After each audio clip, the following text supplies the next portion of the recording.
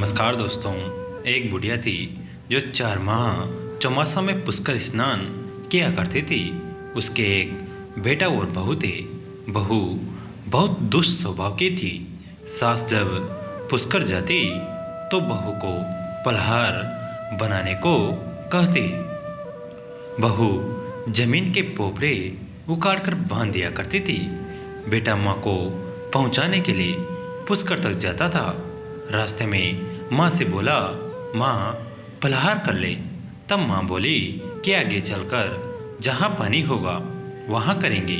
आगे चलकर जहाँ पानी मिला वहीं पलहार करने दोनों बैठ गए तो जमीन के पोपड़े पलहार बन गए। पुष्कर में बेटा माँ के लिए झोपड़ी बनाकर और सामान रखकर वापस अपने गांव आ गया। रात्रि के प्रहर में सावन मास आया और बोला, बुढ़िया दरवाज़ा खोल। तब बुढ़िया ने पूछा कि तुम कौन हो?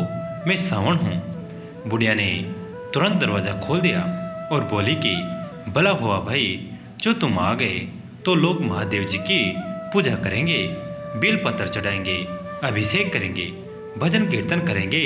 सावन ने जाते जाते एक ठोकर मारी बुढ़िया के झोपड़ी के एक कोना सोने का हो गया।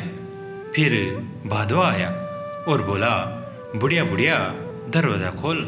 बुढ़िया बोली, कौन है भाई? मैं भादवा हूँ। बुढ़िया ने कहा कि भादवा आया है तो भला हुआ, तेज आएगी, लोग सत्तू के पिंडे बनाएंगे, बेटी जवाई को बुलाएंगे। भादवे ने जाते जाते एक ठोकर मारी तो डोकरी के झोपड़े का दूसरा कोना सोने का हो गया। फिर आसोज आया। तब बुढ़िया ने कहा, तुम कौन हो भाई? मैं आसोज हूँ। आसोज आया तो भला हुआ, लोग श्राद्ध करेंगे, बहिन सुहासिनी को ब्राह्मण को भोजन कराएंगे। उसने भी जाते जाते ठोकर मारी तो तीसरा कोना रुपये से भर गया। फिर कार्तिक महीना आया। बुढ़िया बोली कि कौन है भाई? मैं कार्तिक हूँ। कार्तिक आया, भला हुआ, लोग कार्तिक स्नान करेंगे, उपवास व्रत करेंगे, दान धर्म करेंगे, दीपावली पर घर चमकाएंगे, दीपावली को दीप जलाएंगे, लक्ष्मी जी घर में वास करेगी, तुलसी पीपल सींचेंगे, तुलसी विवाह कराएंगे, सब मंदिर जाएंगे।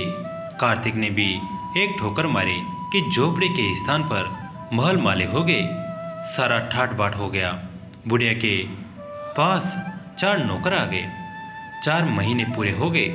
बेटा माँ को लेने के लिए आया तो माँ की झोपड़ी कहीं भी दिखाई नहीं दे रही थी। उसने सभी लोगों से पूछा कि मेरी माँ कहाँ है? माँ कहाँ है? जब लोगों ने कहा कि तेरी माँ तो बहुत भाग्यवान है, दान धर्म पूजन करती हैं, ब्राह्मण को भोजन करवाते हैं, उसके तो झोपड़ी की जगह महल हो गया। बेटा माँ के पास गया, मामा घर चलो। जितना धन साथ में ले जा सकते थे उतना धन ले लिया, शेष धन गरीबों में बांट दिया। माँ बेटे घर के लिए रवाना हो गए। बहू को सास का समाचार करवाया कि मैं मेरी माँ को लेकर आ रहा हूँ, तुम सामने आना। बहू ने फूटे टूटे ढोल मंगवाए, टेढ़ी मेढ़ी गीत गाने वाली बुलवाई और सामने लेने के लिए काले कपड़े पहन कर गई। सास के आगे आते ही फूटे हुए ढोल अच्छे हो गए, टेढ़ी मेढ़ी गीत गाने वाली के मुंह सीधे हो गए, काले कपड़े कंसुबल हो गए। बहू सास को लेकर घर आई। धन को देखकर बहू को ईर्ष्या होने लगी।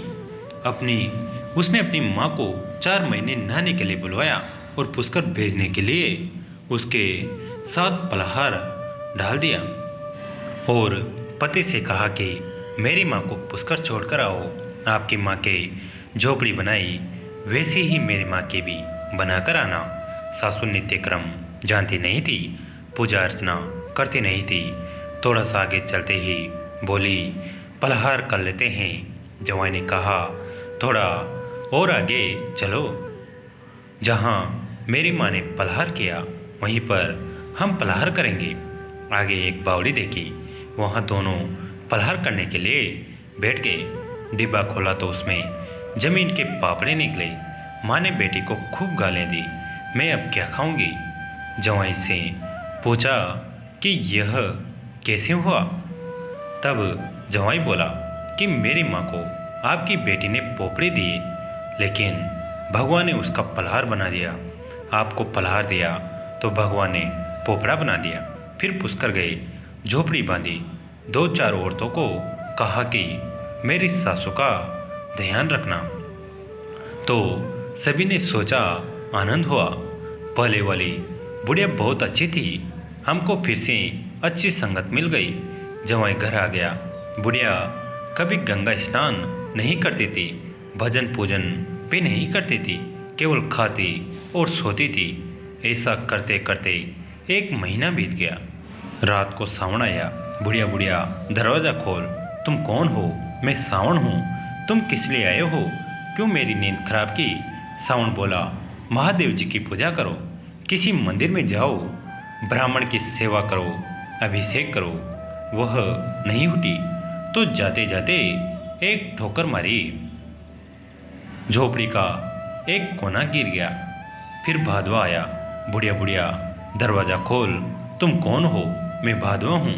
किस लिए आए हो? मेरी नींद खराब कर रहे हो।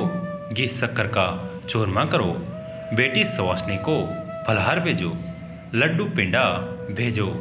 पर वह नहीं उठी। फिर जाते जाते झोपड़ी को ठोकर मारी तो झोपड़ी का दूसरा कोना गिर गया। फिर आसोज आया। बुढ़िया बुढ़िया दरवाज़ा खोल, तुम कौन हो? मैं आसोज हूँ। किस लिए आए हो? मेरी नींद खराब क्यों करते हो? आसोज बोला, श्राद्ध करो, ब्राह्मण भोजन करवाओ, दक्षिणा दो, बहन बेटी को भोजन करवाओ। उसने जाते जाते एक ठोकर मारी तो झोपड़ी का तीसरा कोना गिर गया। सभी सामान चोरी होने लग गया। फिर आया कार्तिक। बुढ़िया बुढ़िया दरवाज़ा खोल, तुम कौन हो और क्यों आए हो? मुझे तो ठंड लग रही है, मैं कार्तिक हूँ। बुढ़िया बोली कि मुझसे तो उठा नहीं जाता, नहाया नहीं जाता, छीनी चानी ठंडी है। मैं तो हलवा बनाऊंगी और खाऊंगी। फले आए जो भी क्या करके गए, मेरी भली झोपड़ी को तोड़कर चले गए। कार्तिक ने जाते जाते झोपड़ी को ठोकर मारी तो वह बुढ़िया गद्दी हो गई, भौंकने लगी। कार्तिक महीना पूरा होने के बाद जवाई लेने के लिए आया। सासू कहीं भी दिखाई नहीं दे रही थी, झोपड़ी भी दिखाई नहीं दी। आस पड़ोस में पूछा कि मेरी सासू कहाँ है, तो लोग गद्दी की तरफ इशारे करके कह रहे हैं कि ये रही तुम्हारी सासू, तेरी माँ के पाँव की होड़ भी नहीं करे ये तो। नहाती धोती नहीं, मंदिर गई नहीं, दर्शन करे नहीं, खाती और सोती रहती हैं। इसलिए वह गद्दी होकर भोगती हैं और घूमती हैं। जवाई को विश्वास नहीं आया, वह तो विचार में पड़ गया। इतने में ही गद्दी भोगती हुई आई। जवाई ने गद्दी बनी सास को गाड़ी के पीछे बांधा और घर लेकर आ गया। पत्नी ने पूछा कि माँ कहाँ है? पति ने बताया कि मेरी गाड़ी के पीछे बंधी हुई है। अपनी माँ को गद्दी बनी देखकर पति को भला बुरा कहने लगी।